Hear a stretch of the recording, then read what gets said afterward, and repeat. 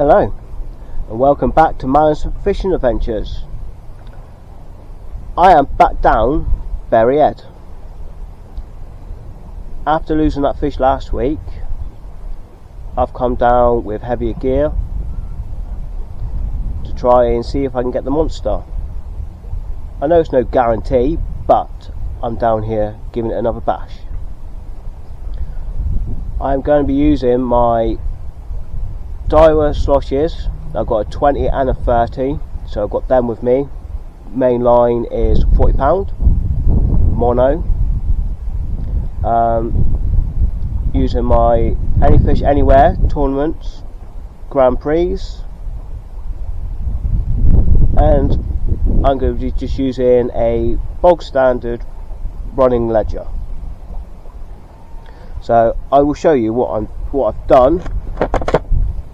So I've made all my rigs up at home ready for today, and I made a load of weights. My box felt like I was carrying down a sumo wrestler. So the way I'm working, the way I'm going to be fishing is I'll be attaching a little bit of like a bolt rig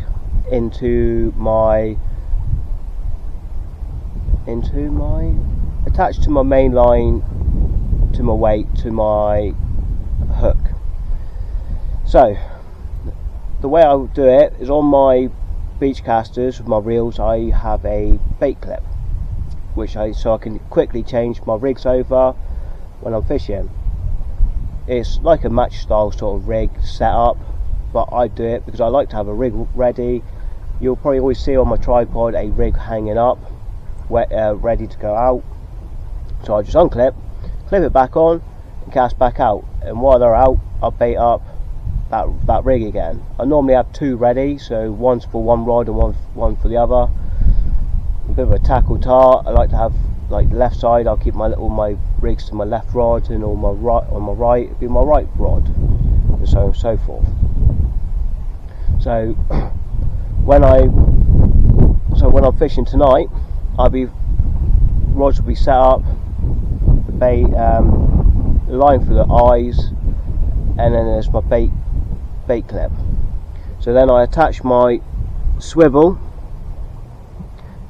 and then I've got a bead with another bead to another bait clip. And you're wondering, how am I going to attach my weight?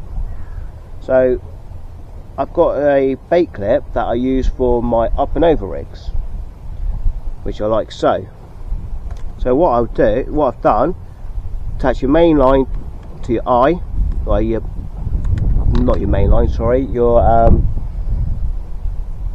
weak link line. So mine's I think it's about £16, and then all I've got to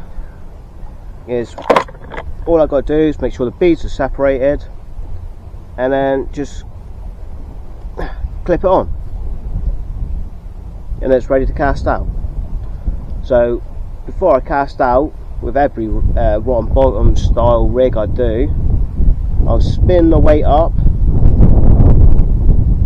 What it does, it makes the lines stay together. Then on the little bait hook your weight on, and it's done like that.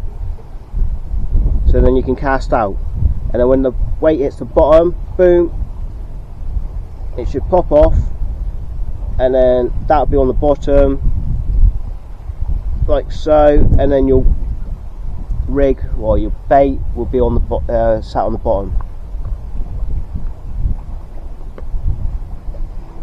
Put this out of the way. So here's for the end side, the side that's going to be doing all the work. I lost that fish last week on £150 mono, so I've gone to a 4.0, no, sorry, tell a lie, 8.0s. Go big or go home, eh? And they're on a wire trace. So that is my wire trace, probably about foot, just under a foot maybe,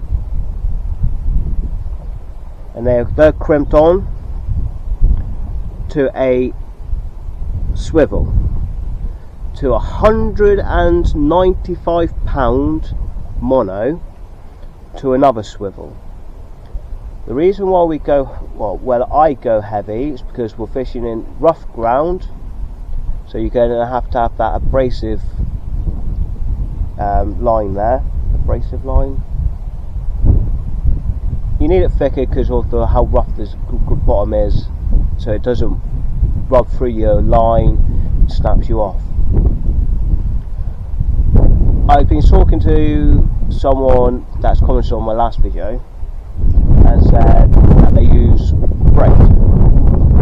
If you're eeling into rough ground or off rough marks, it'd be different from a boat, but I would highly recommend mono, because once that braid touches a bit of rock or pipework or whatever else is down there, bing, gone, that'll snap off. There is no give in braid. I use mono for everything anyway, but when I get my boat on water I might start using braid.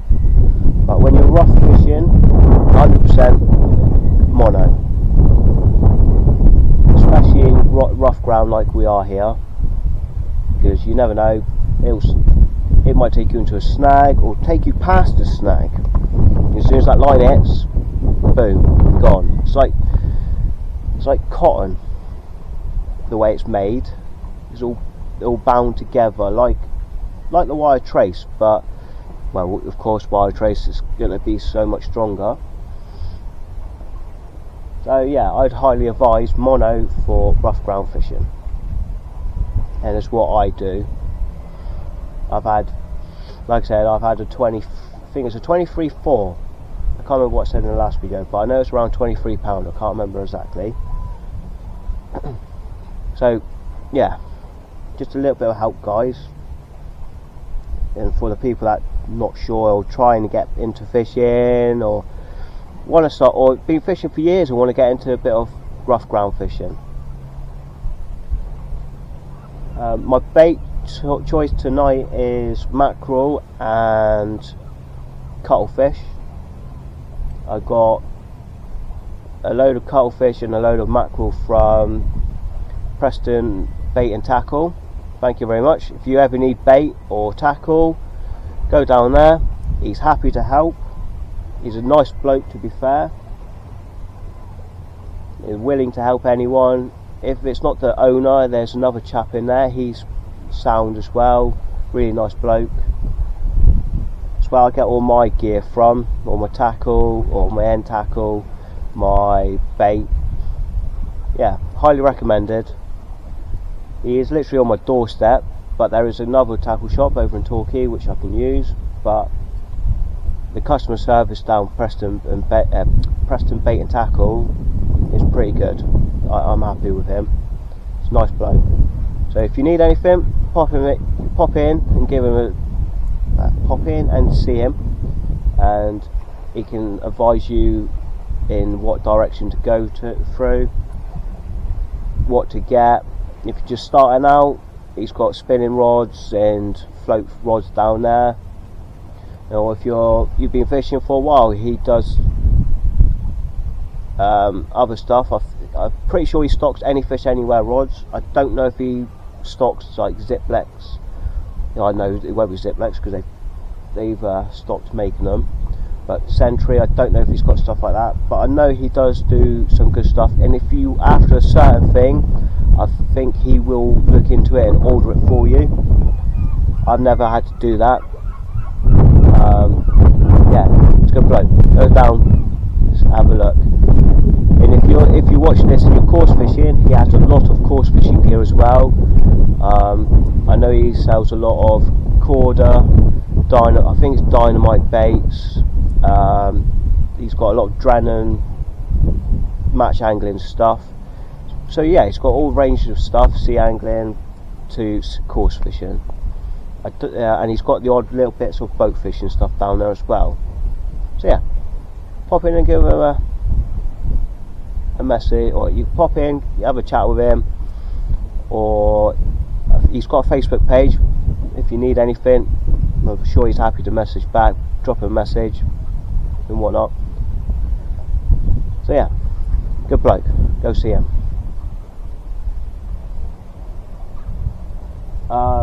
So yeah, tonight I am only, like I said, I'm targeting congers and congers only. If anything else comes along, bonus, but not much is going to take an 8-0 hook. Hopefully there might be a huss here, which will take an 8-0 hook. Dogfish, I think they'll take an 8-0 hook because they've got big mouths. So yeah, I'm going to get set up. It's still a bit of early doors, but it's deep water, you never know, they might be lurking around down there, and hopefully get into the monster and not lose it this time. And if I do hook into a monster and I lose it, I know I won't be able to catch it unless I look into getting other gear. But yeah, thank you very much everyone for watching my last video. You're amazing. And everyone that has now subscribed, you're amazing too. Thank you very much. There is a lot of people that still watch my videos and are not subscribed. I think it's about 80% of you guys that watch are not subscribed. Please drop me a follow and a sub, like, whatever it's called, brain dead. Because I'm thinking of when I hit 1,000, I might do a little competition to everyone that watches.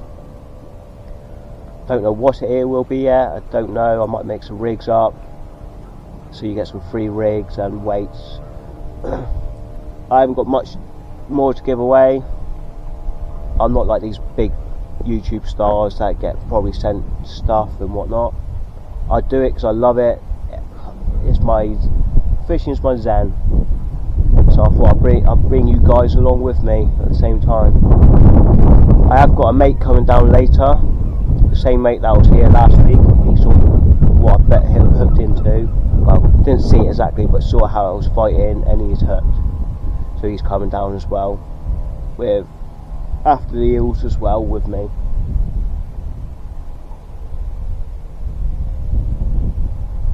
It's gorgeous. I think the winds are up a little bit, but we are sheltered again. Wind direction is different to last week. I think it's southwesterlies.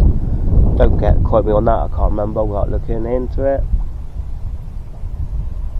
To me, this is perfect eeling conditions. The sea is pretty calm, small tides, and the weather's pretty good. I like to fish small tides for eels because there's not much tidal movement, so they're more than willing to come out and feed. Just personal preference. Like last week was smallish tides as well, if I remember right. And last week there was a pot literally right down here, and it's gone. So I can chuck a bait that way as well. So I know, speaking to someone around the corner, holds some big eels as well. I'm in the same spot as I was last week. So yeah, let's hope the monster's still there. Oh, sorry about my the wind last week. Couldn't help that. I don't have a mic and my camera's not mic compatible. Otherwise I would have a mic. Yeah. Cheers for sticking by me, and here's to the future. I love it. I love it. Even if I lose fish, but I love it. Yeah, see you in a bit. Tight lines. Cheers guys.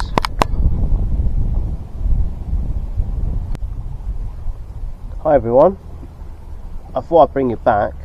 I'm going to show you how I bait up the mackerel. I've already cut the tail off, but this is how I bait the mackerel up. So I get the bottom hook, get my mackerel, and I go in for the head. These are still frozen.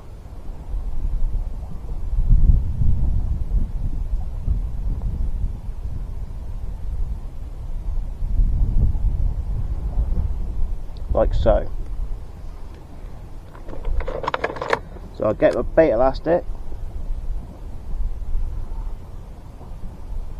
and I'll start wrapping it around.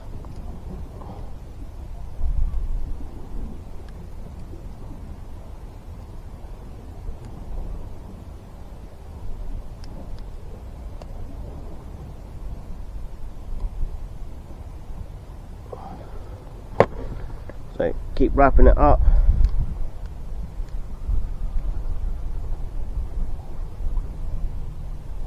Take care around the eye and what would be your normal knot. I haven't got a knot because I've got wire trace and crimped it.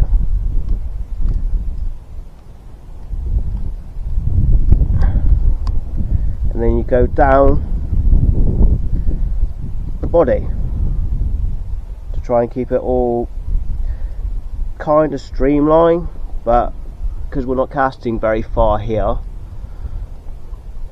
literally a gentle lob. I'm just going over, I think there's a little bit of a lip down here.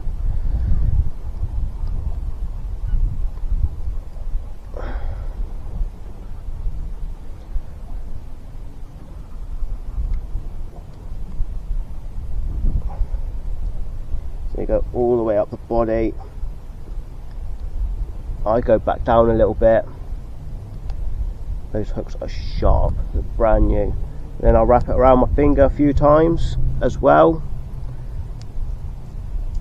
to make like a knot. Get the elastic off, pull it tight, boom. It's your bait onto the first hook.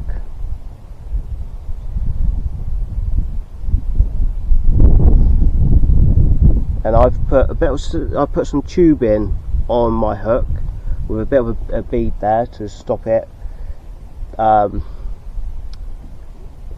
doing any damage. Normally there'll be a knot, so you don't want to damage the knot, especially when you're hooking into big fish.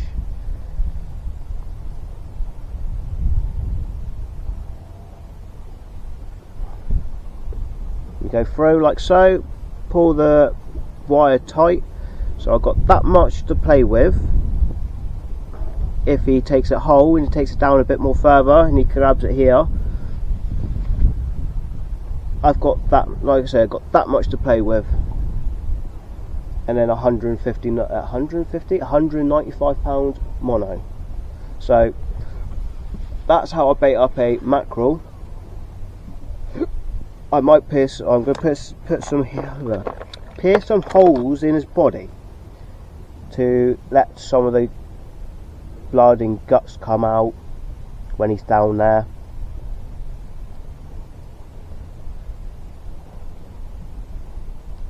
So it helps the scent attraction.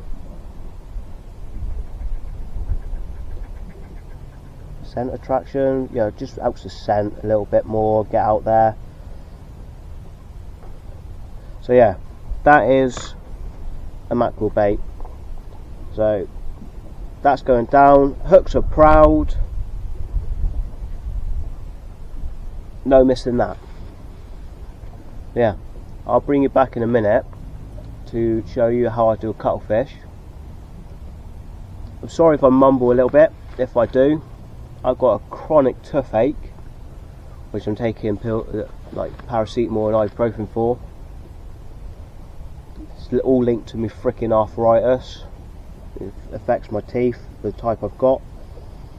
So I'll probably have no teeth in 10 years. I'll be gummy, be a gummy shark myself.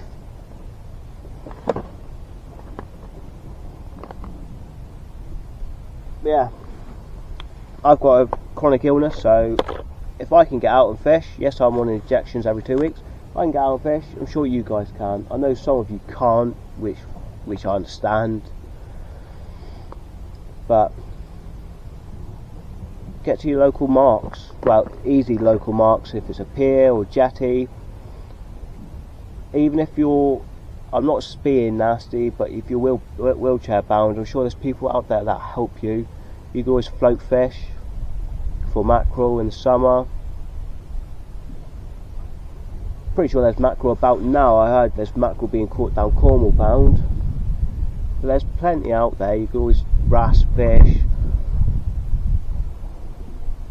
There's different types of fishing that you can do.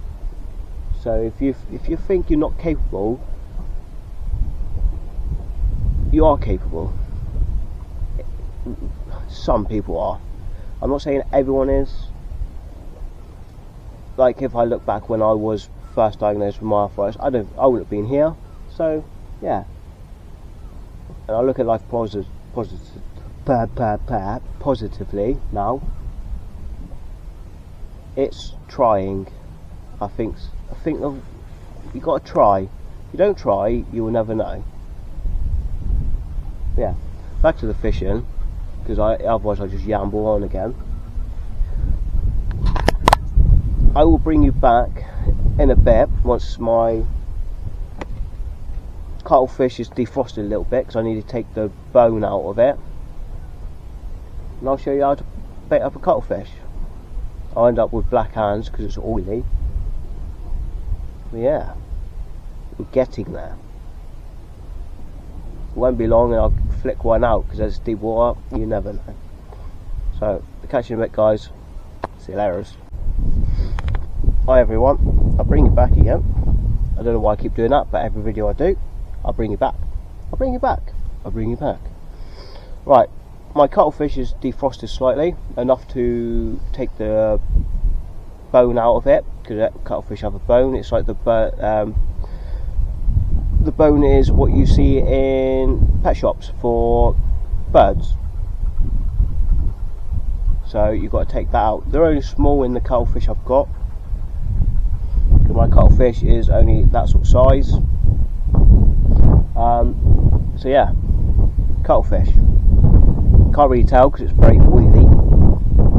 So I put it in through the body and up through the head, like so. Then I get my bait elastic,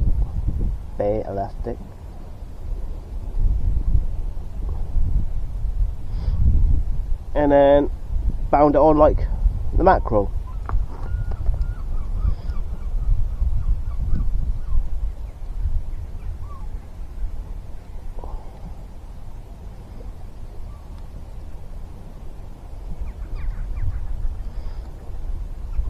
Make sure the hooks are proud.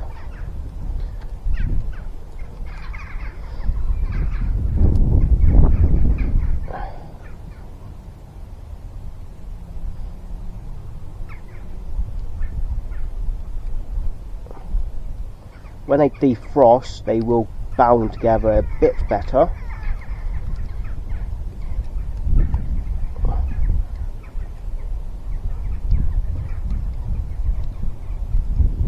They're kind of still a little bit frozen, which is good because it will release all the juicy goodness.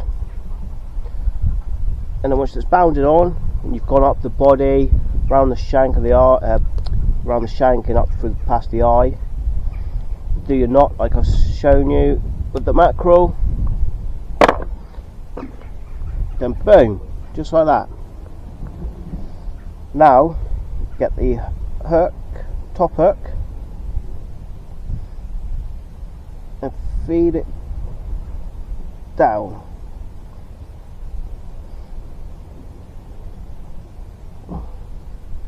So it's like that.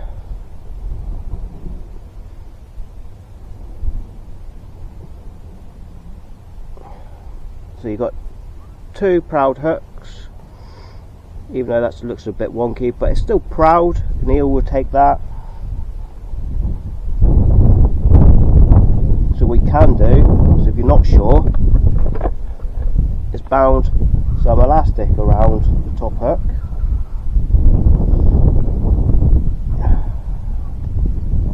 If I can get the end, bound some elastic around it,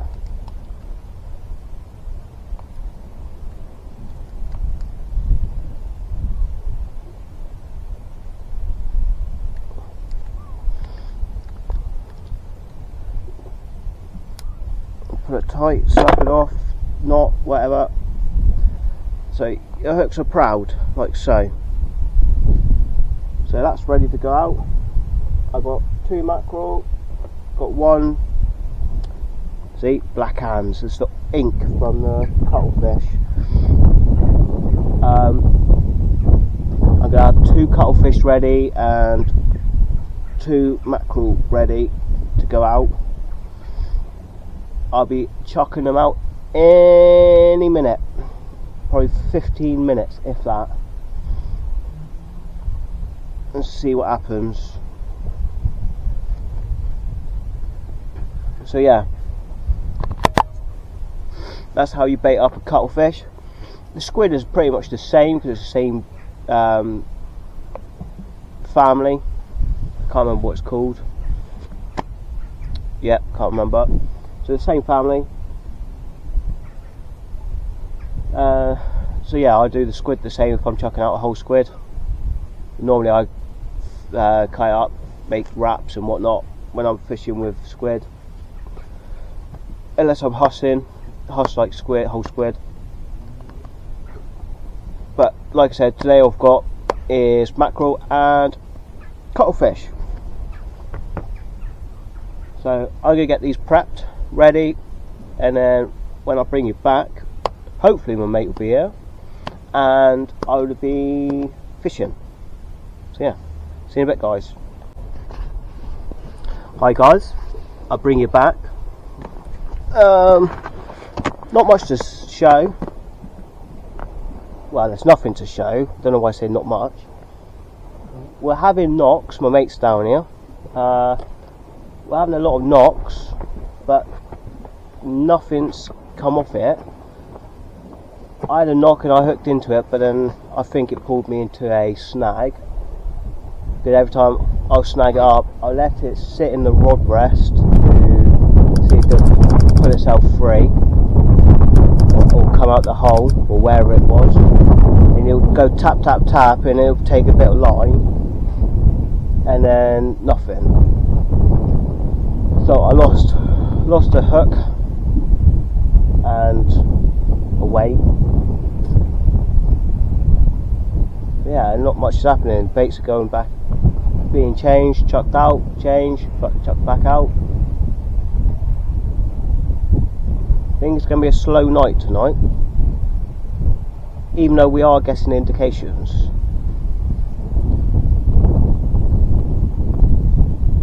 You don't know if you can see my rods or not.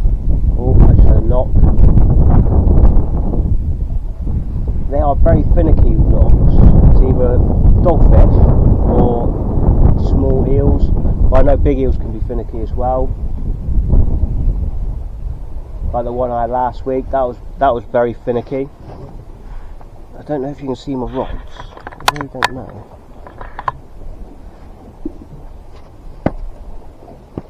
Yeah, that last week's one was finicky, and I hooked into it, and it ran right off. So, who knows? Who knows? The night is young still.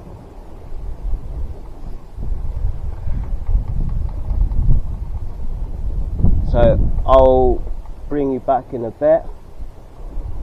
Keep you updated. Cheers, guys. See you later. Hi guys, I'll bring it back. Not the monster I'm after. Sorry, the lighting's pretty poo. I don't know. Put it there. It might be better. Yeah, that's better. Right. Not the monster, but a still small strap. So we're on the fish. We're getting the fish. I've had 1. My mate's had 2, 3. They are only small finicky bites as well. So yeah, I'm going to get this one released, chuck another bait out, and see if we can get his grandma. I want his grandma. So yeah, see you in a bit, guys. Take it easy. Hi everyone, I'll bring you back. Nothing to report. I'm on my last cast. It is 12:30, so I'm going to give it to about 1 o'clock. and then pack up and go home. So I've had the one eel, my mate's had three or four eels now. They've been so finicky, it's unreal. Even the small stuff's been really finicky today. So yeah, no big one. I don't know where I'll be fishing next, but I will be coming back down here at some point in the near future, see if I can get another big eel. If not, it might be Hope's Nose, or might have a little spot around Torquay. So don't know yet. Definitely after that, a big eel, I want to beat my PB, but then I want to beat my PB Huss. So who knows, who knows. But yeah, thank you for watching anyway. It's been pretty poor, but don't normally do a video like the week after. It's normally every other weekend, but I got the green light and the weather's been okay, to be fair. Yeah, pretty poor. If anything does happen, I will bring you back, but if not, this is it. Thank you again for watching. Hit the subscribe, please. Like I said, about 80% of you who watch my videos are not subscribed. Thank you again for everyone who watched my last video. That was my most viewed video so far. 1,000 views.